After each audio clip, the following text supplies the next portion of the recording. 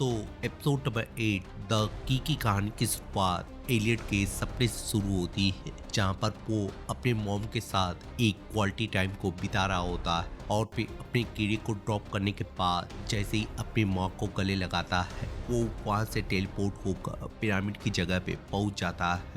और जब आँख खोलने के बाद वो अपने आप को वहाँ पे अकेला पाता है तो वो घबराते हुए अपनी माँ को पुकारने लगता है और उसकी इस पुकार के साथ ही या घबराहट के साथ ये ड्रीम खत्म हो जाता है। और हेनरी उसे समझाते हुए बताता है कि उसकी माँ ने उसे धोखा दिया है और उसी की वजह से वो लोग यहाँ पर फंसे हुए हैं और उसी की मदद से वो लोग इस लूप से बाहर निकल सकते हैं।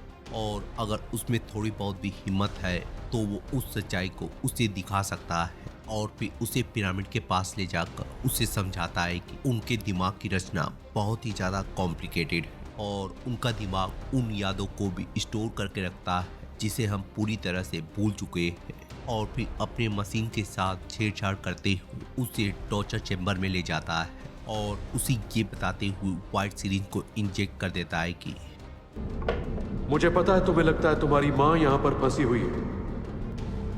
ये उसकी जेल नहीं है, तुम्हारी है।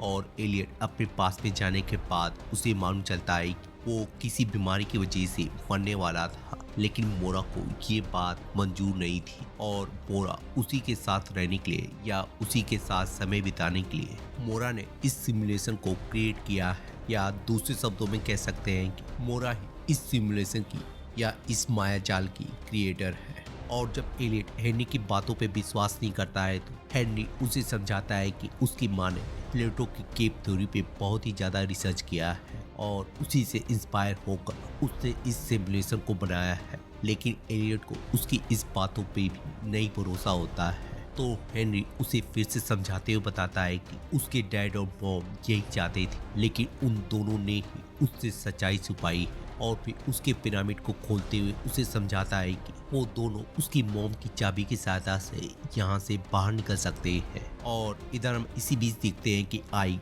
अपने शिप पे वापस लौट आता है और सभी से मिलने के बाद जब मोरा से पूछताछ करते हुए डेनियल के बारे में जानने की कोशिश करता है तो मोरा उसे अपनी सच्चाई बता देती है कि डेनियल उसका पति है और वो लड़का उसका बेटा है, और सभी को बताती है कि उसके डैड इस शिप के मालिक हैं और उन्हीं की वजह से उन लोगों की भी याददाश्त गई है। और जब उन्हें समझाने की कोशिश करती है कि वो लोग अपने दिमाग के अंदर फंसे हुए हैं या एक सिमुलेशन या भ्रम में जी रहे हैं, तो उसमें से कोई भी उसकी बात पे विश्वास नहीं करता है। तो मोरा उनसे पूछती है कि क्या उन्हें याद है कि वो लोग इस शिप पे कैसे आए हैं, तो उसके सवाल का किसी के पास भी कोई जवाब नहीं होता है या किसी को भी याद नहीं होता है कि वो लोग इस शिप पे कैसे आए हैं। और जब मोरा अपने लेटर को निकाल कर सभी को दिखाती है तो सभी के पास ही वैसा ही लेटर मौजूद होता है। और जब आइक उससे जानने की कोशिश करता है कि क्या वो लोग डेनियल की वजह से फंसे हैं, तो मोरा उन्हें बताती है कि डेनियल उनकी मदद कर रहा है या उन्हें यहाँ से बाहर निकालने की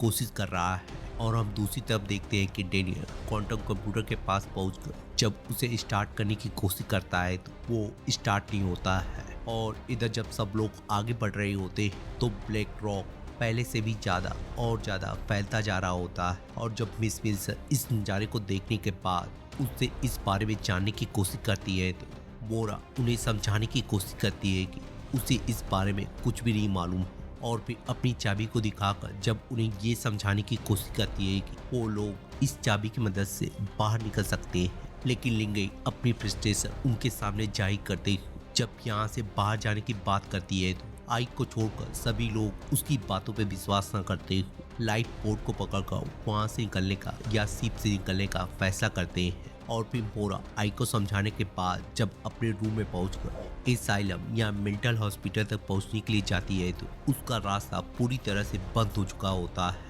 तो वो डेनियल के रूम का रास्ता अपनाते हुए उसे अपनी जगह पे ले जाती है और फिर थोड़ी बहुत छानबीन करने के बाद और उसे ज्ञान देने के बाद वहाँ पे तोड़फाड़ करते हुए अंदर घुस जाते हैं। दिमाग के अंदर यादें अलग अलग हिस्सों में स्टोर होती है, पर वो न्यूरल पाथवेज के जरिए एक दूसरे से जुड़ी हुई होती है। जब तुम किसी खुशबू को सूंघते हो, तुम्हें उस खुशबू से जुड़ी बहुत सी चीजें याद आ सकती हैं। तो हो सकता है ये वही हो। ये दिमाग की किसी तरह की नकल है जिसके अलग अलग हिस्से एक दूसरे के साथ जुड़े हैं।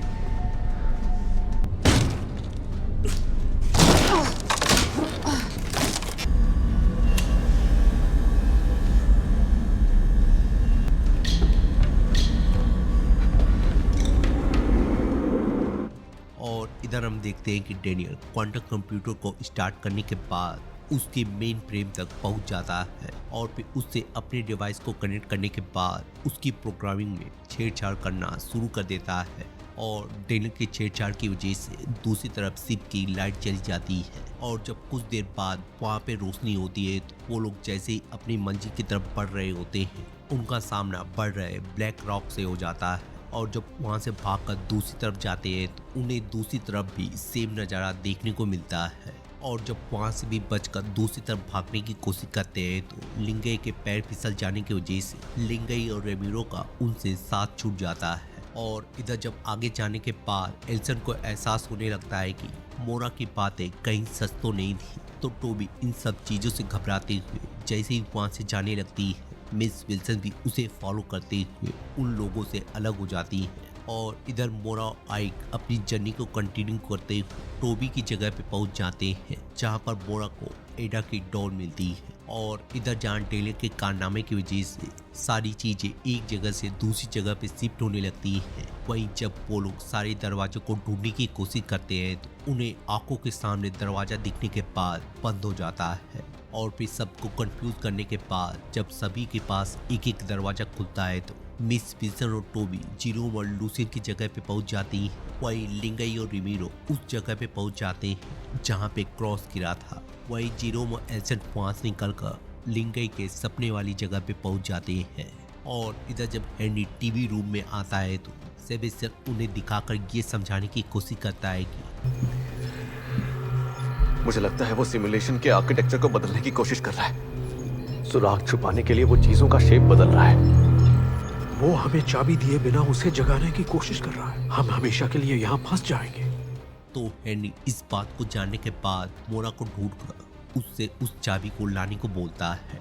और इधर जब रेमीरो को कुएं में किसी की आवाज़ सुनाई देती है तो जैसे ही वो उसे ऊपर खींचता है उसे लिंगई की दोस्त की आवाज़ सुनाई देने लगती है। और लिंगई उस आवाज़ को सुनकर जैसे ही पैनिक करके वहाँ से भागती है, वहाँ पे फिर से दरवाजा खोलते हुए उसे ओले की जगह पे पहुँचा देती है। वहीं दूसरी तरफ रेमीरो को पता चलता है कि उस बास्केट के अंदर एंजल बंद है। और इधर जब एल्सन और जीरोम बोर्ड तक पहुंचते हैं तो उन्हें उस बॉक्स के अंदर लूसियन की आवाज़ सुनाई देती है। हम तुम्हें निकालेंगे।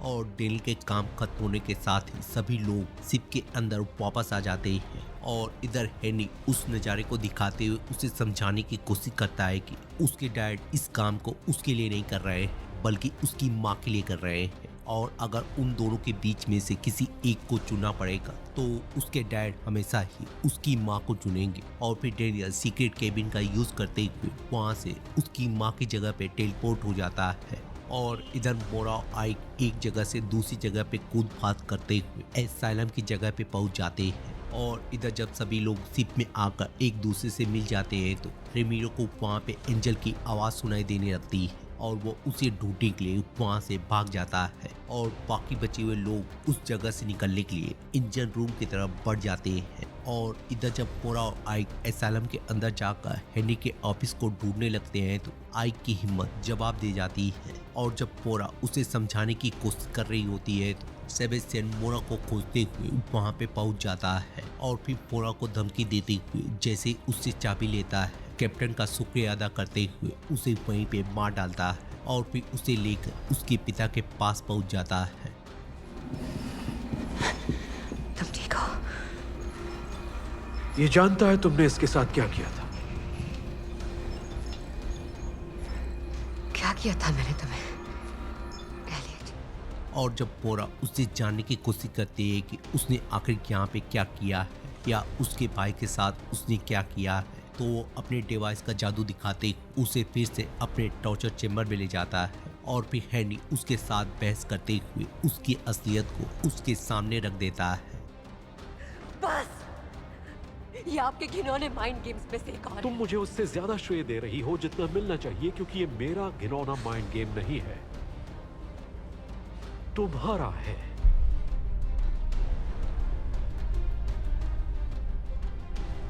तुम हो वो क्रिएटर, तुम्ही ने उन सबको मजबूर किया। वो इस लूप में तुम्हारी वजह से फंसे हैं। अब मैं इस उजाड़ जगह को छोड़ दूंगा और तुम्हारे लिए फिर से भूलने का वक्त आ गया है।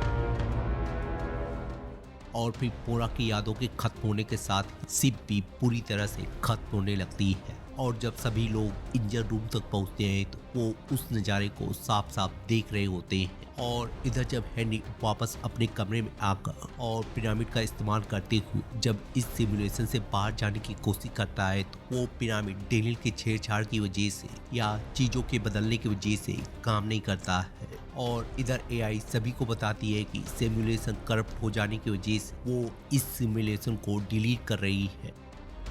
2, 1, 0।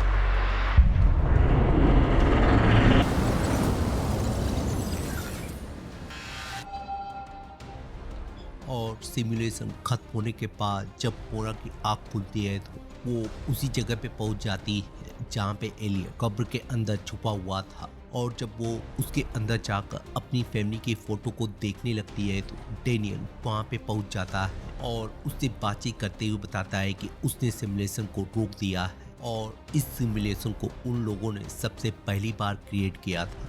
और जब मोरा उससे जानने की कोशिश करती है कि उसे अभी भी कुछ याद क्यों नहीं है पर उससे क्या फर्क पड़ता है? तो डेनियल उसे समझाते हुए बताता है कि उसने सिमुलेशन के प्रोग्राम में छेड़छाड़ करते हुए उसके ऑब्जेक्ट को चेंज कर दिया है और इस बार उस सीरीज की वजह से उसकी याददाश्त गई नहीं है बल्कि उसने उसे यहाँ पर लाकर छोड़ दिया है। और फिर उसे नया पिरामिड देते हुए उसे समझाता है कि उसने उसके पिता के पिरामिड से इसे चेंज कर दिया है और अब वो अपनी अंगूठी की सहायता से इस लूप से या इस सिमुलेशन से बाहर निकल सकती है। और उसके भाई का जिक्र करते हुए उसे ये भी बताता है कि उसके भाई ने यहाँ पर फंसे होने की वजह से उसके प्रोग्राम पे कब्जा कर लिया था और इन सारी चीज़ों को वही कंट्रोल कर रहा था और उसके पिता भी बाकियों की तरह ही यहाँ पर फंसे हुए थे।